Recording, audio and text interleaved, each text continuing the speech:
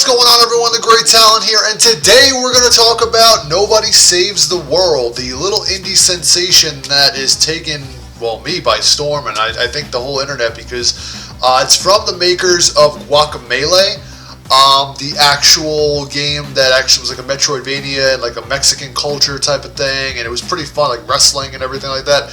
This takes on a whole new persona, though, and it expands on that. It's not a Metroidvania, it's basically like, it's built up like that kind of, sort of, but it's more of like a Zelda-like open-world 2D map. It's a dungeon crawler at heart. I absolutely adored this game. Before we get into it, though, I just want to, thank everybody for stopping by. Don't forget to like and subscribe if you like the video, and let's get rolling. So, again, like I said before, I absolutely adored this game. I haven't been this addicted to a dungeon crawler since the Diablo days of old. Like, literally getting in each dungeon, doing your thing, fucking shit up, mindless slaughter, and then you're out, and you fucking get all the goodies, the shinies, and you're out, you're leveling up. That's what it is here. There was just something utterly captivating about constantly leveling up your various forms that you can unlock throughout the game's progression, and they make it so damn easy too to and convenient for you to attain new levels and rankings that it just makes the experience that much more addictive. See, basically you get like these quests, and basically in the quests, like there's so little like micro quests, and it's like punch 50 enemies with this attack, or like knock back 50 enemies with another attack, or like just poison a bunch of enemies, or do this, and it's so the combination of things that are just endless. It's endless, and you're just constantly getting experience. You're constantly leveling up. You can purchase stuff from vendors that are like infinite quests. Walk a certain amount of distance, open a certain amount of chests, eat a certain amount of health items, and you're just constantly getting experience. And that's what it just makes you feel like you're always winning. So it's fucking great. The devs Drinkbox are no slouch to open world style Metroidvanias, like I said before. With Guacamelee series, they made two Guacamelee games, Guacamelee 1 and Guacamelee 2. So it didn't really surprise me here that they took an open world like approach, like dungeon crawling, like a Diablo style of a game. And they truly excelled at it on all fronts. Don't get me wrong, which includes like re-rolling dungeons, a vast array of forms to morph into, such as from magicians to knights, rangers. You got like fucking dragons and shit like that, robots, turtles, fucking rats, and even eggs. You could fucking play as an egg. You can roll over people with eggs, like hard-boiled eggs. So what the fuck is this? It's great. It's so bizarre. I think there's a total of like 20 different forms too, which all really feel well fleshed out and almost are all a delight to play with. Like, you can even swap out 3 out of your 4 main primary abilities and mix and match them with other forms that mixes various elemental like types of wards that really they're really strategic too when you're trekking about and tackling dungeons, as you'll need to utilize like various elemental attacks to break enemy ward barriers. What I mean by that is that you'll like get it, they'll like little symbol will appear above some enemies' heads that are like light damage or physical damage or sharp damage or something like that. So you have to find the attack in your repertoire to take that down and break their barrier. Once you break the barrier, then you can deal damage to it. If you don't have that right ability type, you will not break their barrier, and you'll just be fucking hitting them, and you'll hear a clanking sound like you're not doing shit. But each dungeon has about like 3 or 4 different levels to them. There's no checkpoints until you get to the boss area. Then you'll get a warp point, kind of like similar to what Legend of Zelda. But if you happen to die, like in the last dungeons in the game was really hard. It was called the Secret Corporation, and it was like, you got to the 3rd level and there was no checkpoint. It was like an endurance test, and I died right before I got to the checkpoint and had to do the whole thing all over again. I'm like, oh man, that just sucks. But it doesn't really suck because this game is fun. Like, you're just constantly leveling up. It's just amazing. You also get to up to 4 passive ability slots, which you unlock. If you get to level 30, you can you unlock 4 slots, and the passive slots are pretty cool. Different abilities. And they can go from like poison resistance to like more sharp damage, more light damage. You can harden your shell, you can get higher defense, and it's pretty fucking cool.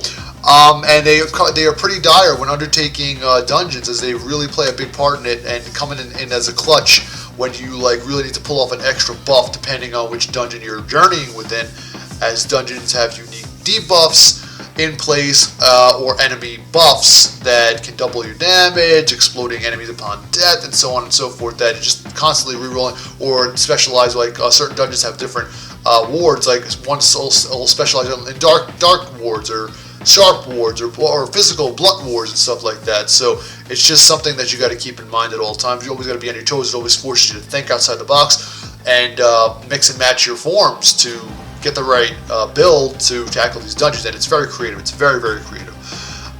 And with that being said, the music too, getting into the music a little bit, the music is also really catchy too, and you can hear some playing in the background right now in the video. It's really catchy, like almost like chiptune music, but it's not chiptunes. It's more like very orchestrated type thing. It's very like very catchy, very nifty, and I liked it. I liked it a lot. And I love the art style too, which was showcased mainly in a 2D animation style, but looked very slick and crisp. And lastly, the story, while run-of-the-mill, like magic, wizards, cloak and dagger-like shit, tropes, and so on and so forth, does manage to hit on some humor boxes at certain points in the game, but the story really focuses on the strong point here. I really give a shit less about the story. It's all about the gameplay, folks. The gameplay mechanics are truly there and a delight to make this game truly pop and shine.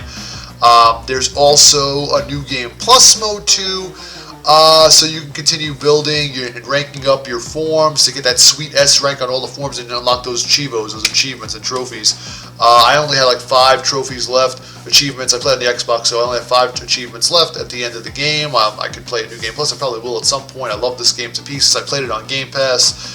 Like all these other games I've been playing, and Game Pass has been taking up a lot of my time, but it's just so worth it. It's just a great value. You get a lot of bang for your buck.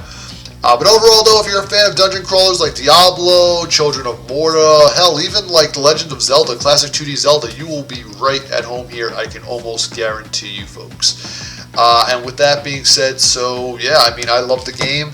I dropped my score. We're going to wrap it up here. A little quickie review. So if I had to score Nobody Saves the World on a scale of 1 to 10, I'm going to give it a 9 out of 10. I think it's an amazing experience. I know a lot of people, a lot of critics out there didn't see that. A lot of them giving, like, I think it aggregated a total average of like 7s on Metacritic and whatnot, but I thought it was well beyond that. I mean, I love dungeon crawlers. Maybe it's just my own personal preference, but I love dungeon crawlers. I thought the game was a 9. I thought the game was really amazing, and I put over 22 hours into the game. And the game, if you look on howlongtobeat.com, the video game website, it tells you how the length of video games, how long they are to beat. The average length to beat the story is only like 12 hours, but if you do main plus extras, it's like 30 hours. And I was almost there. I was at 23-hour mark, I think, by the time the game ended, because I was doing everything. There's so many different, and now I didn't mention it, but there's so many different side quests to do. There's like a ton, and you keep getting them. You can join guilds, you can join mage guilds, knight guilds, thieves guilds, and it's like an RPG almost. And it is kind of an RPG, dungeon crawling RPG, and it's great. It's a great time. It's a great ride. So yeah, with that being said, that is my review of Nobody Saves the World. So let me know what you guys think in the comments below. This is going to be probably the last review I'm doing before I put up my shelving. I'm going to put that up tomorrow. I'm recording this on Friday night. Hopefully I'll put up the shelving on tomorrow, Saturday. I'm charging my drill right now. I'll get that up. You'll see the nice statues over here. I'll shift over a little bit more. You guys can see the nice statues over there. Hopefully it'll be nice eye candy for everybody. And yeah, that's a little outlook here on the horizon. I'm going to be playing Alan Wake as my next video game in terms of video games. This is a gaming review. Alan Wake, followed by I'm going to play Kena Bridge of Spirits. That's after that, and followed by this game called this starfighting game called Chorus, which I really want to check out. It's on Xbox. So I'm just giving you the next 3 in the queue. That's pretty much it. Yeah, and with that being said, I'm going to actually be watching Jackass, the movie, tomorrow night, so I'll be doing a review on Jackass, the newest one. And Uncharted, the movie coming out, I'm very excited for that. I hope that's going to be great. I'm a big fan of the Uncharted games. So yeah, anyway, be on the lookout for all that content, and catch everybody next time. Thanks, as always, for stopping by.